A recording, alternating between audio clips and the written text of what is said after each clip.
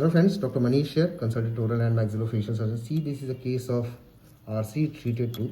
इन दोनों दांतों का RCT हुआ था और आप लोग अक्सर पूछते हैं कि डॉक्टर साहब ये वाले दांत का आपने निकाला या कुछ भी किया, उसका ऑपरेशन किया, सर्जरी किया या निकाला, तो इसका चार्ज अलग हो गया, इसका चार्ज अलग हो गया, ऐसा क्यों होता है?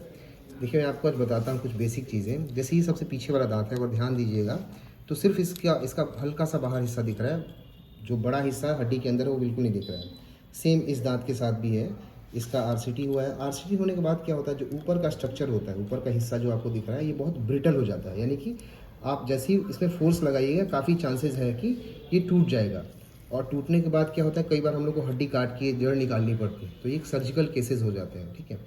तो इस केस में आपको नॉर्मली जो डेंटिस्ट है वो ज़्यादा चार्ज लेगा, या कई बार अगर वो टूट जाता है तो वो आपको सर्जन के पास भी भेज सकता है, यानी कि मैक्सिलोफेशियल सर्जन के पास भी वो रेफ़र कर सकते हैं।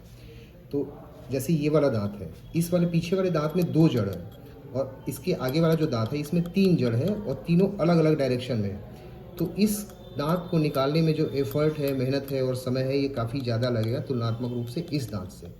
इसी वजह से आपको डॉक्टर कई बार अलग अलग चार्ज लेते हैं।